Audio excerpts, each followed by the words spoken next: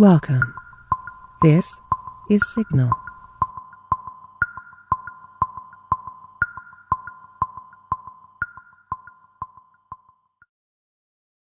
Dagon by HP Lovecraft. I am writing this under appreciable mental strain, since by tonight I shall be no more. Penniless, and at the end of my supply of the drug which alone makes life endurable, I can bear the torture no longer, and shall cast myself from this garret window into the squalid street below. Do not think my slavery to morphine that I am a weakling or degenerate. When you have read these hastily scrawled pages, you may guess, though never fully realize, why it is I must have forgetfulness or death. It was in one of the most open and least frequented parts of the broad Pacific that the packet of which I was a supercargo fell victim to the German sea raider. The Great War was at its very beginning, and the ocean forces of the Hun had not completely sunk into their degradation, so that our vessel was made a legitimate prize, whilst we of her crew were treated with all the fairness and consideration due naval prisoners. So liberal, indeed, was the discipline of our captors, that 5 days after we were taken, I managed to escape alone in a small boat with water and provisions for a good length of time. When I finally found myself adrift and free, I had little idea of my surroundings. Never a competent navigator, I could only guess vaguely by the sun and the stars that I was somewhat south of the equator. Of the longitude I knew nothing, and no island or coastline was in sight. The weather kept fair, and for uncounted days I drifted aimlessly beneath the scorching sun, waiting either for some passing ship or to be cast on the shores of some habitable land. But neither ship nor land appeared, and I began to despair in my solitude among the heaving vastness of the unbroken blue. The change happened whilst I slept. Its details I shall never know, for my slumber, though troubled and dream-infested, was continuous. When at last I waked, it was to discover myself half sucked into a slimy expanse of hellish black mire which extended about me in monotonous undulations as far as I could see, and in which my boat lay grounded some distance away. Though one might imagine my first sensation would be of wonder at so prodigious and unexpected a transformation of scenery, I was in reality more horrified than astonished. For there was in the air and in the rotting soil a sinister quality which chilled me to the very core. The region was putrid, with the carcasses of decaying fish, and of other less describable things which I saw protruding from the nasty mud of the unending plain. Perhaps I should not hope to convey in mere words the unutterable hideousness that can dwell in absolute silence and barren immensity. There was nothing within hearing, and nothing in sight save the vast black slime, yet the very completeness of the stillness and the homogeneity of the landscape oppressed me with nauseating fear. The sun was blazing down from the sky, which seemed to me almost black in its cloudless cruelty, as though reflecting the inky marsh beneath my feet. As I crawled into the stranded boat, I realized only one theory could explain my position.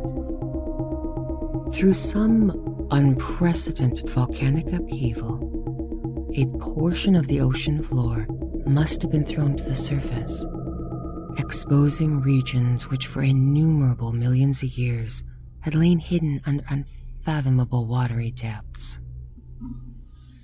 So great was the extent of the new land which had risen beneath me that I could not detect the faintest noise of surging ocean, strain my ears as I might.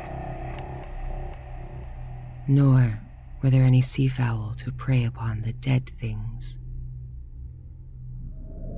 For several hours I sat thinking or brooding in the boat, which lay upon its side and afforded a slight shade as the sun moved across the heavens.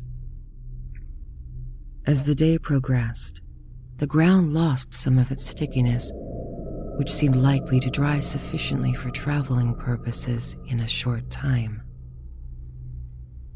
That night I slept but little, and the next day I made myself a pack containing food and water, preparatory to an overland journey in search of the vanished sea and some possible rescue. On the third morning, I found the soil dry enough to walk upon with ease.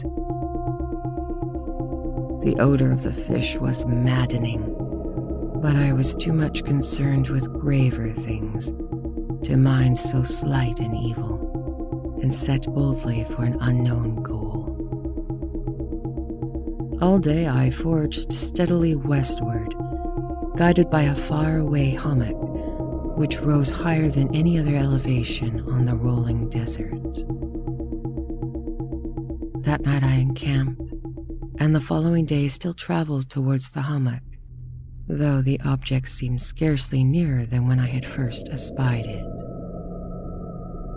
By the fourth evening I had attended the base of the mound, which turned out to be much higher than it appeared from a distance, an intervening valley setting it out in sharper relief from the general surface. Too weary to ascend, I slept in the shadow of the hill. I know not why my dreams were so wild that night, but ere the waning and fantastically gibbous moon had risen far above the eastern plain, I was awake in a cold perspiration, determined to sleep no more. Such visions as I had experienced were too much for me to endure again. And in the glow of the moon I saw how unwise I had been to travel by day. Without the glare of the parching sun, my journey would have cost me less energy. Indeed, I felt quite able to perform the ascent which had deterred me at sunset. Picking up my pack, I started for the crest of the eminence. I have said that the unbroken monotony of the rolling plain was a source of vague horror to me. But I think my horror was greater when I gained the summit of the mound and looked down the other side into an immeasurable pit or canyon whose black recesses the moon had not yet soared high enough to illumine. I felt myself on the edge of the world, peering over the rim into fathomless chaos of eternal night. Through my terror ran curious reminiscences of Paradise Lost and of Satan's hideous climb through the unfashioned realms of darkness. As the moon climbed higher in the sky, I began to see the slopes of the valley were not quite so perpendicular as I had imagined. Ledges and outcroppings of rock afforded fairly easy footholds for a descent, whilst, after a drop of a few hundred feet, the declivity became very gradual. Urged on by an impulse I cannot definitely analyze, I scrabbled with difficulty down the rocks and stood on the greater slope beneath, gazing into the Stygian depths where no light had yet penetrated. All at once, my attention was captured by a vast and singular object on the opposite slope, which rose steeply about 100 yards ahead of me. An object that gleamed whitely in the newly bestowed rays of the ascending moon.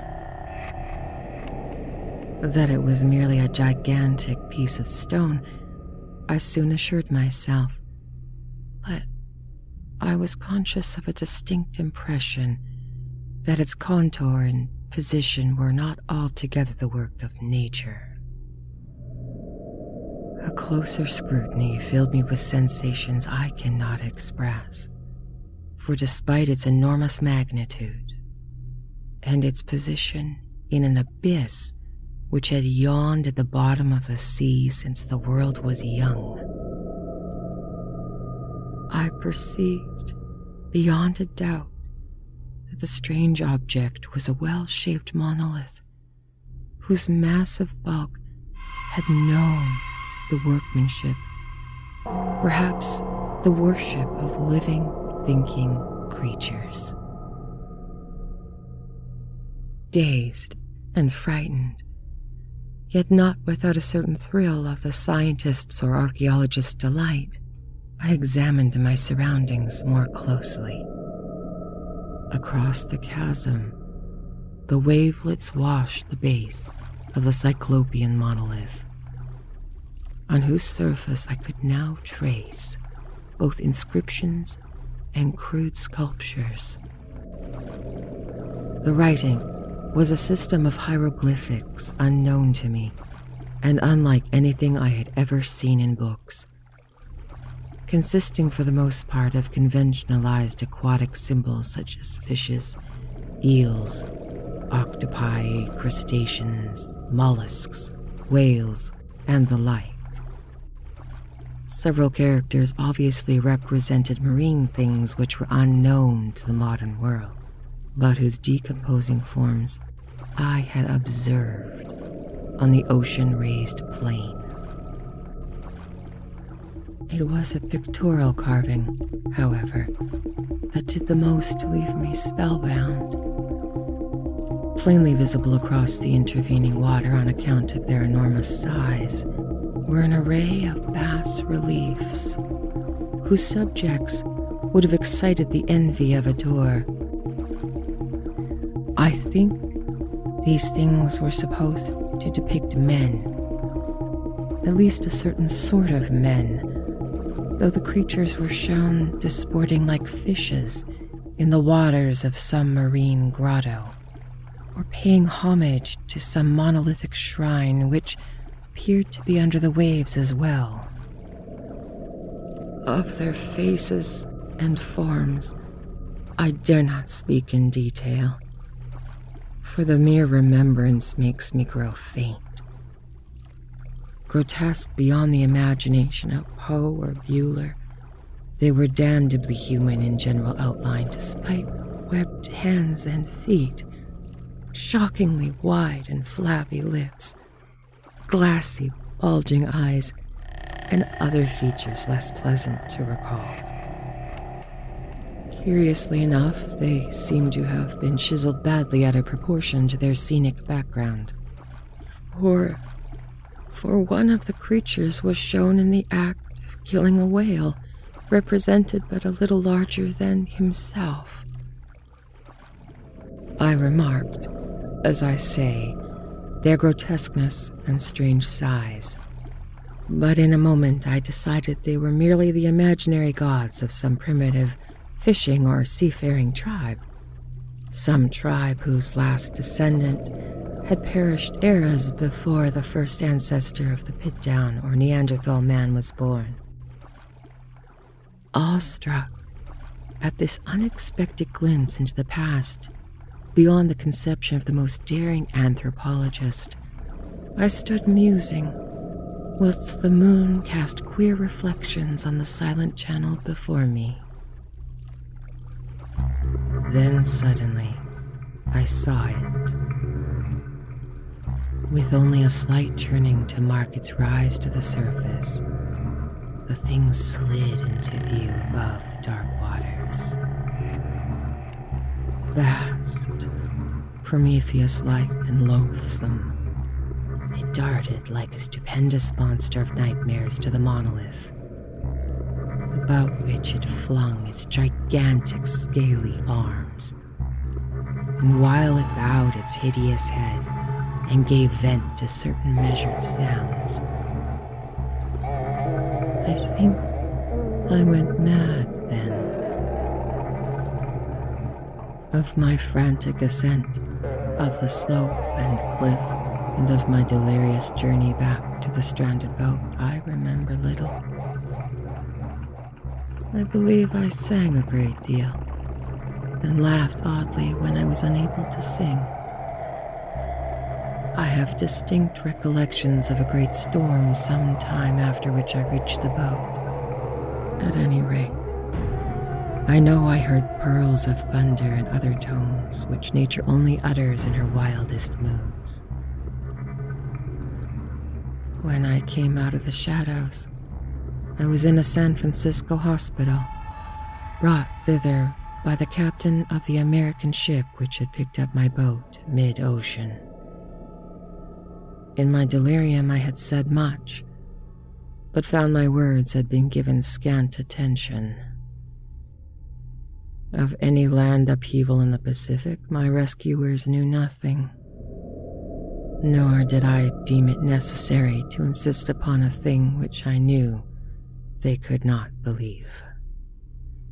Once, I sought out a celebrated ethnologist and amused him with peculiar questions regarding the ancient Philistine legend of Dagon, the fish god. But soon perceiving he was hopelessly conventional, I did not press my inquiries. It is at night, especially when the moon is gibbous and waning, that I see the thing.